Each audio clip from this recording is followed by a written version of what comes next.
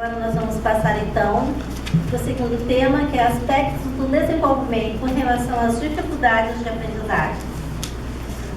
Lodi Rodrigues Friedrich, com graduação em...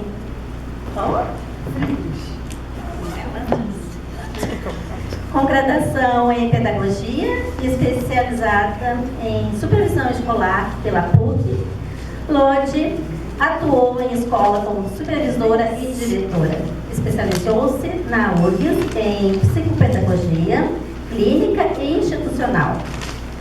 Gerenciou por mais de 10 anos o Serviço de Reeducação da Linguagem Oral e Escrita da Secretaria de Educação no Rio Grande do Sul. No projeto Construir, atua como membro da equipe educacional. Com vocês, Lodi. Obrigada.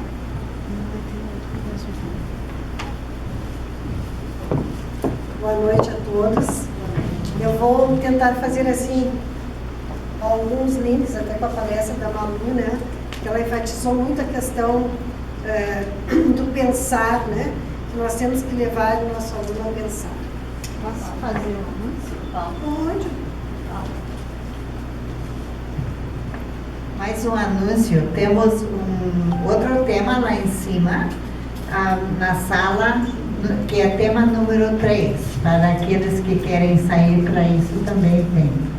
E então tem a escolha e um dos dois, tá?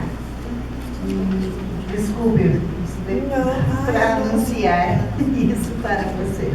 E qual é o tema que tu queres dizer para eles? Sim. Tu queres que eu diga? Planejamento do ensino por princípios com ferramentas. É. Isso na outra sala. Bom, a minha experiência, ela...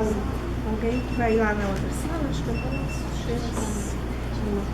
A minha experiência, ela foi, além do gerenciamento desse trabalho de crianças com distúrbios de aprendizagem, ele foi um trabalho também dentro de escola, atuando na terapia dessas crianças, né? Então é um trabalho assim, bastante importante, no sentido que ele é um suporte para que efetivamente a criança com dificuldade ela possa acompanhar o ensino regular.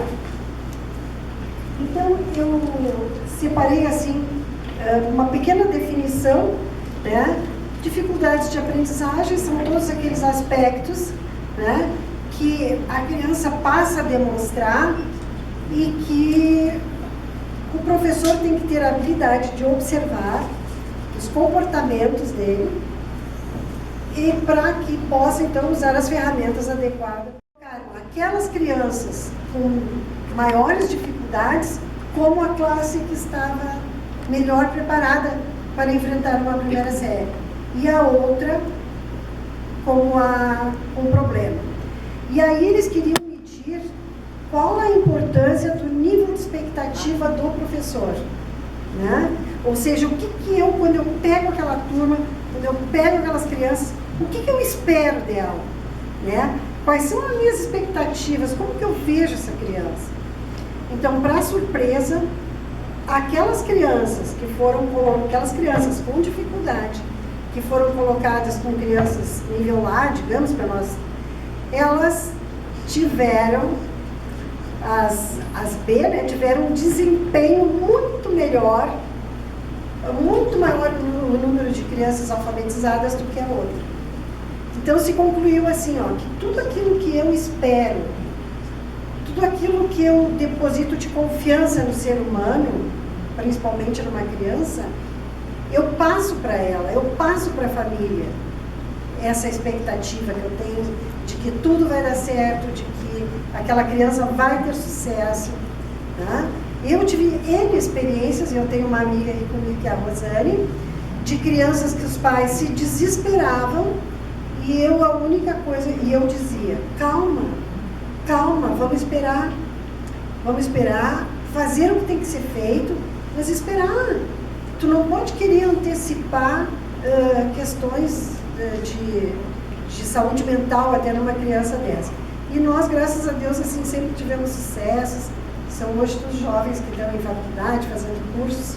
E e os pais assim muito agradecidos, porque tu não pode passar também para um pai, ó, no primeiro mês, segundo mês de aula, tu passar que aquelas crianças, olha, tu tem que levar o teu filho no psicólogo, tu tem que levar aqui, tu tem que levar ali. Então tu tem que dar um tempo. Quando eu coloco aquilo ali na lâmina, de dar esse espaço para a criança mostrar o que realmente sabe, né? Realmente eu vou ter muito maior sucesso. Quem é aqui do grupo que é professor, ou que trabalha com crianças? Eu trabalho com crianças. Então, assim, ó, muito da minha palestra, uma parte dela é bastante para o professor. E para pais também. Porque como nós não temos, se vocês são pais, se vocês trabalham tem vizinhos, eu acho que essas coisas podem ser colocadas por vocês, né? E no sentido de ajuda. Por exemplo, um exemplo que eu conto para vocês. Uma menina ela tinha hipoacusia, nos 2 ouvidos, com 4 aninhos.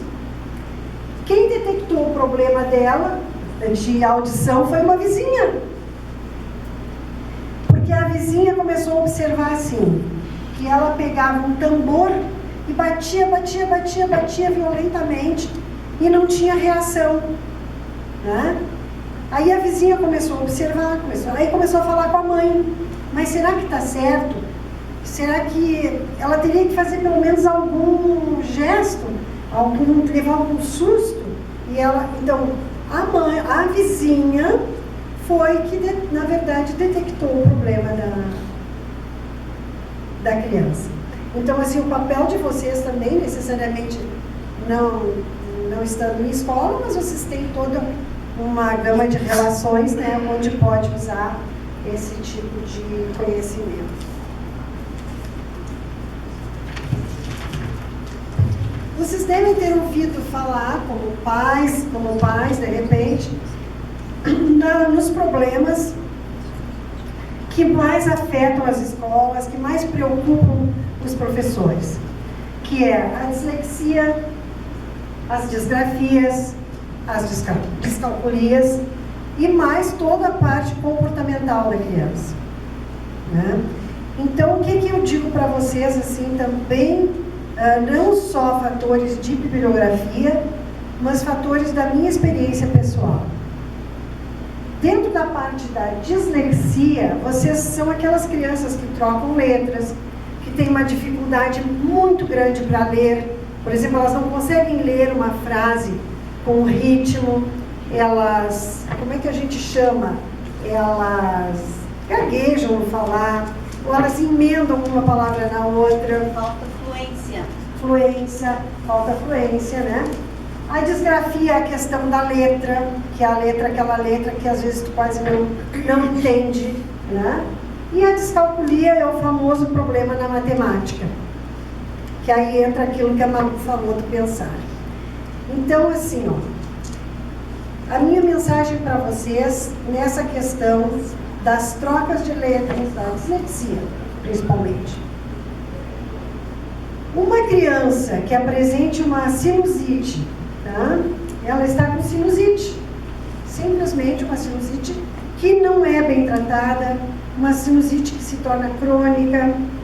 Ela vai muitas vezes ter os mesmos sintomas de uma criança disléxica, que é um problema seríssimo, né? Então, assim, o nosso cuidado tem que ser muito grande. A sinusite, por exemplo, ele dá um embotamento na criança.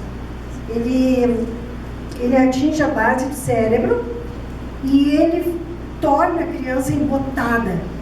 Embotada é aquela criança que fica como que muitas vezes até inerte. Não só na sala de aula, mas em casa também. Quando vocês veem, ela está lá, que é só dormir, ou a cabecinha vai fazer os temas, a cabecinha em cima da mesa. Então, é uma criança que ela não tem energia, muitas vezes, para executar o que é solicitado. Então, assim, muito cuidado com a saúde dessas crianças. A sinusite, que é uma coisa que às vezes a gente passa batido assim, né? Ah, é uma sinusite, aí dá um antibiótico. Mas às vezes o antibiótico não faz o efeito que tem que fazer. E isso aí ela vai levando no decorrer da vida escolar dela. Porque se não é solucionado, porque acontece assim, ó, existe as nossas cavidades nasais, que elas então ficam com líquidos que a criança não consegue drenar. Então aí vocês vão encontrar aquelas crianças com otite também, né? Que não consegue drenar aquele líquido. E esse líquido que fica aqui nos cornetos, nessa parte toda, ela tem ligação com o ouvido. E isso faz com que ela tenha uma barreira na audição. Então, muito importante esses aspectos para a gente avaliar na criança. E o que eu havia falado para vocês também, que hoje, de mais de uns 5 anos para cá, que faz com que nós, professores, tenhamos que ter muito cuidado naquilo que a gente fala para os pais, ou nas expectativas, é em relação à plasticidade do cérebro. Há anos atrás, por exemplo, a criança tinha um problema neurológico, as coisas eram estanques, assim, ó. Bom, podia falar em qualquer coisa menos no problema que o filho tinha. Então, tudo que envolvesse numa patologia, que envolvesse o cérebro, é apavorante para todo mundo. O cérebro é um desconhecido, né? Então, as pessoas assim, meu filho tem um problema no estômago, não tem problema, vai lá, faz uma endoscopia, papapá, resolve. Conta para tudo que é vizinho, para toda a família. Tem um probleminha lá no intestino, no rim, não tem problema. Agora, se a criança tem um problema neurológico, qualquer microlesãozinha, é segredo, não fala para ninguém. Né? Aquele entendimento, não vamos falar para ninguém. Não, mas isso aí, olha só, coitado do nosso filho. Então, hoje a gente sabe assim, ó, essas coisas têm que serem mostradas. O cérebro é um órgão como qualquer outro, ele se regenera. Há neurônios que assumem função de outros que não estão muito bem. Então, não tem que se apavorar, tem que fazer o que tem que fazer, né? Para vocês terem ideia, assim, eu tive casos de pais que não aceitaram ser atendidos, por exemplo, na escola, que queriam um atendimento fora, diferenciado, porque envolvia uma questão neurológica. Eles têm vergonha, eles acham que é definitivo. Então, essa é a minha mensagem, né? Ler bastante sobre tudo isso e realmente, assim, ver que inteligência e todas esses distúrbios, dificuldades de aprendizagem, muitas vezes não tem a ver. Então, a gente às vezes pensa, ele é menos inteligente que o outro. Então, a gente sabe assim, ó, que tem vários tipos de inteligências, né? Vários tipos. E a gente tem que descobrir qual é a inteligência que o meu filho ou meu aluno tem. E aí investir nisso. Então, nem todo mundo gosta de matemática, nem todo mundo gosta de português, nem todo mundo é ótimo numa coisa, e aí necessariamente tem que ser ótimo em tudo.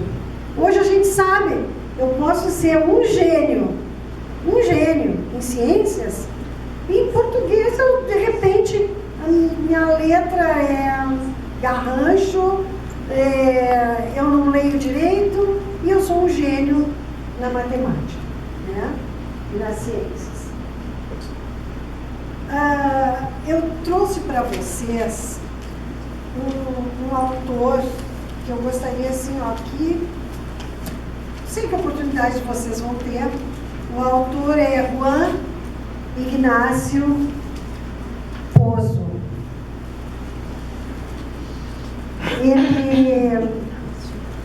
Ele trabalha com aprendizagem das ciências. Aprendizagem e ensino da ciência. Então, esse autor é uma leitura muito gostosa e, a nível de escola, assim, muito importante de ler. Porque ele mostra o porquê que muitas vezes nós temos um problema na matemática, né? Aí entra também o que a Malu falou. Aí eu gostaria já de ver o que ele escreve, né? Eu botei aqui, mas eu acho que é difícil para vocês lerem, para vocês conseguirem ler. Tem assim, gente, ó, eu peguei algumas frases do livro dele que eu considerei chave para pessoas que são professores e também os não professores, né? Então ele coloca assim, o Pozo, né? O problema é que eles sabem fazer as coisas, mas não entendem o que estão fazendo. E o que então ele coloca aqui para nós? Aquilo que a Malu falou.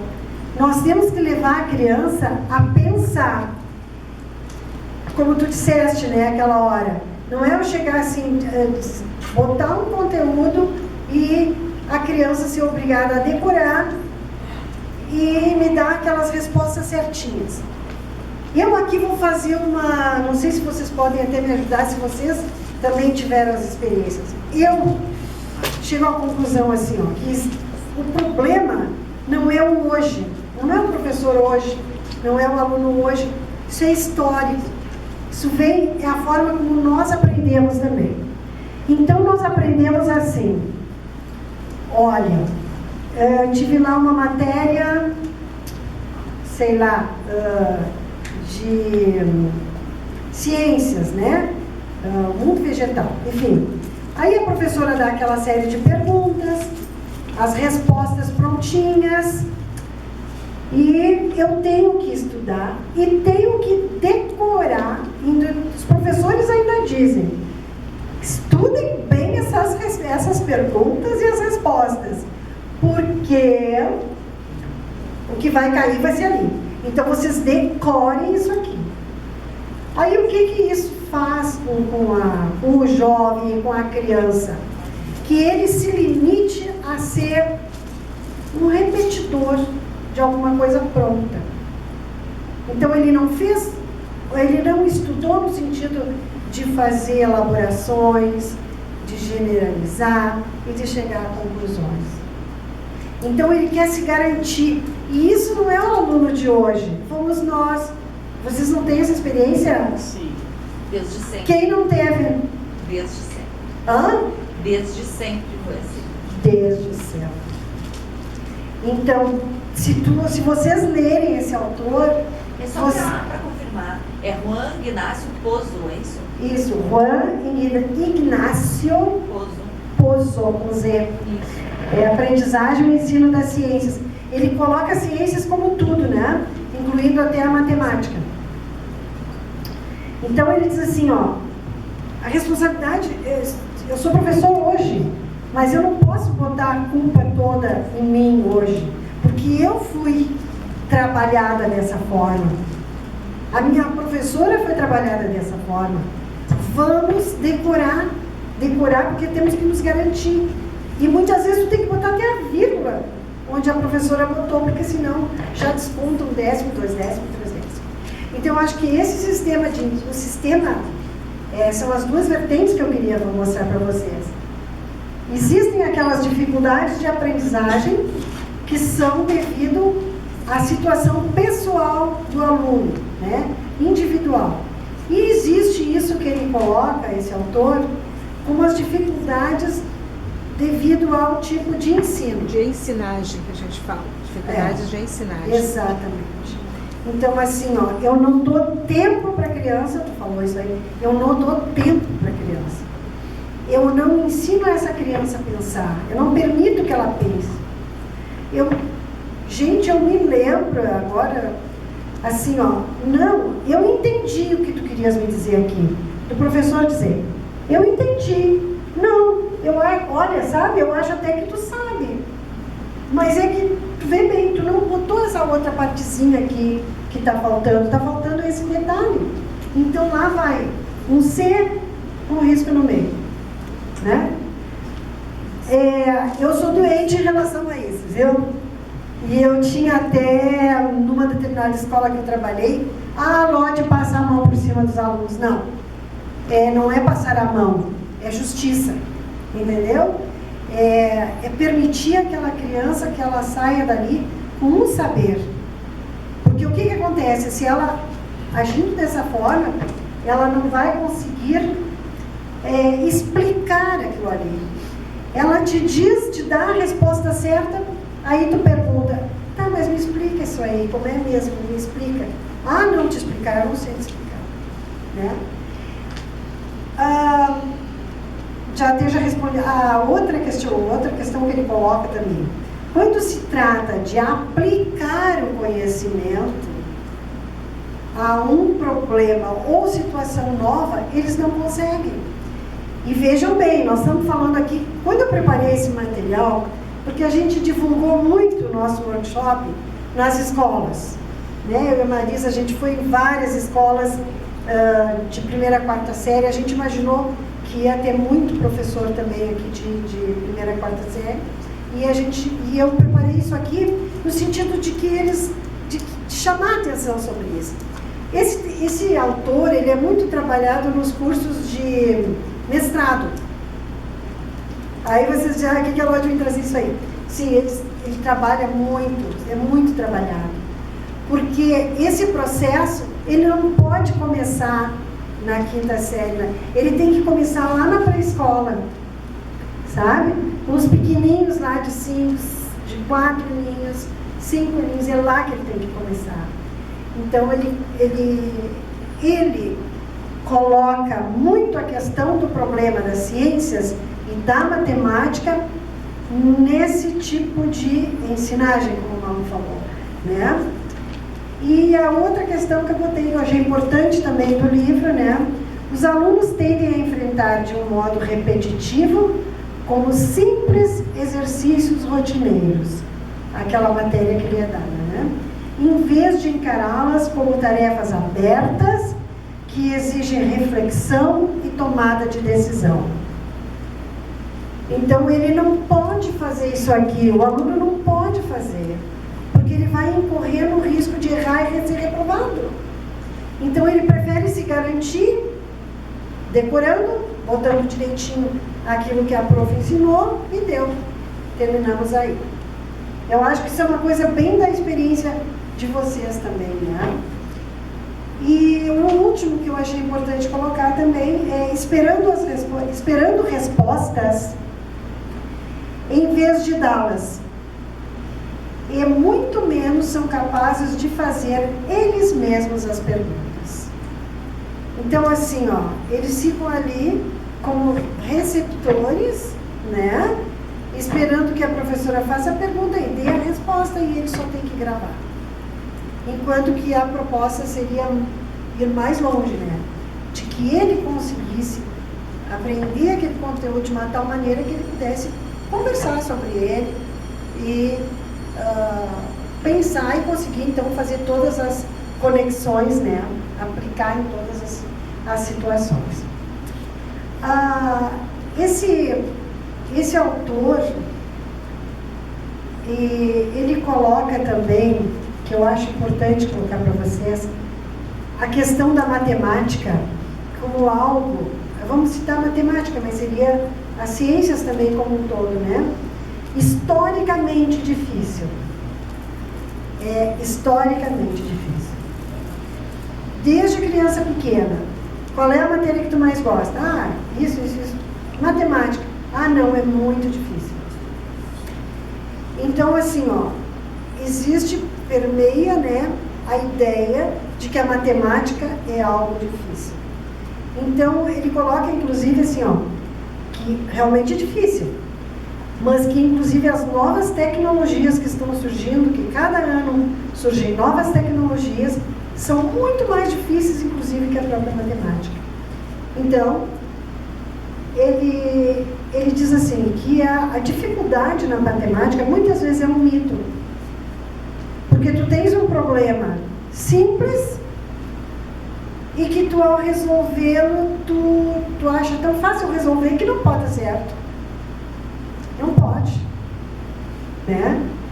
Então, ele coloca, tem tipo um teste que ele coloca, né?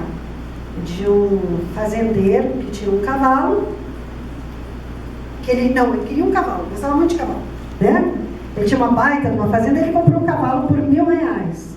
Deixa eu ver se eu vou dizendo tudo certo para vocês. R$1.000, tá? Aí o problema deu uma chuvarada, o tempo mudou, ele teve problema lá na fazenda dele, ele teve que vender o cavalo. Se vocês quiserem anotar, pode até anotar, para depois tentar me dar uma resposta. Aí ele vendeu o cavalo por R$2.000.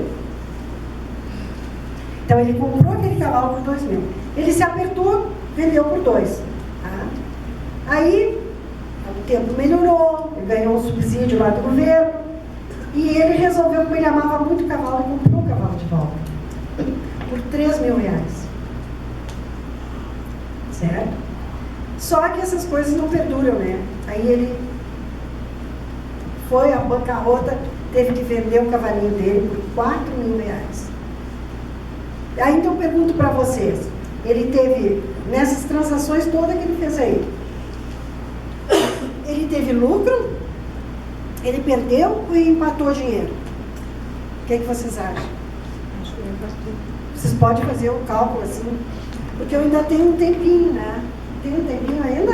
Eu estou sendo bem rapidinho para a gente conseguir ouvir a Marisa ali. Vocês querem fazer o cálculo? Ele comprou por R$1.000. Aí deu os problemas tudo, teve que vender por R$2.000. Tá? Depois ele comprou por R$3.000. E como ele se apertou de novo, ele vendeu por R$4.000. Me deem a resposta. É brincadeira isso, né?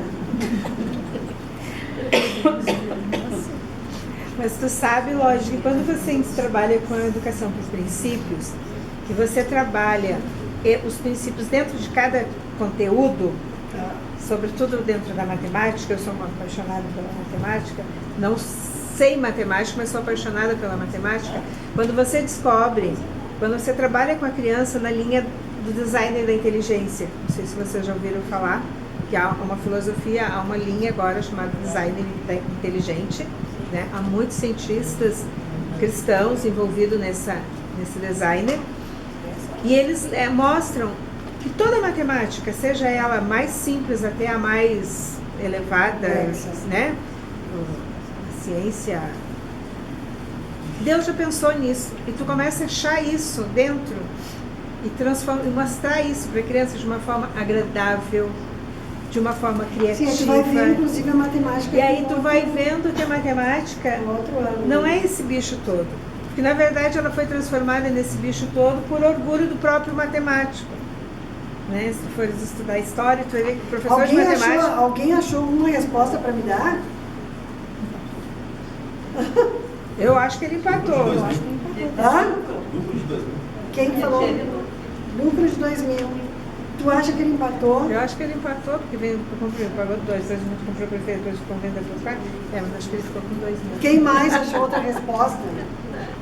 Perdeu? Hã? Tu acha que ele empatou?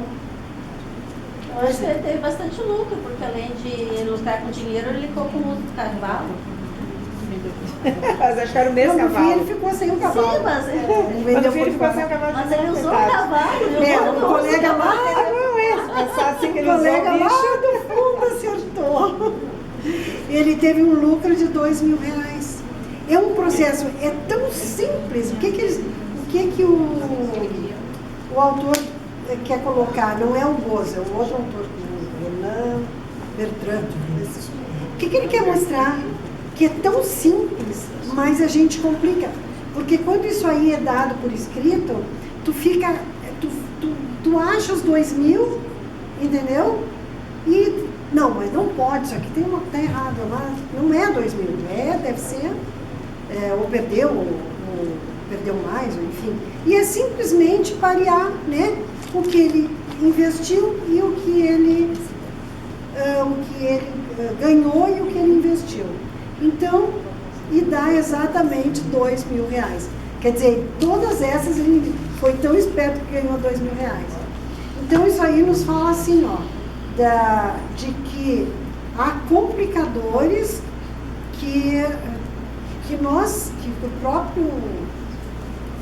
própria pessoa que está fazendo é que não tem assim as ferramentas para desvendar, né? Alguém mais achou 2.000? Não. Tu?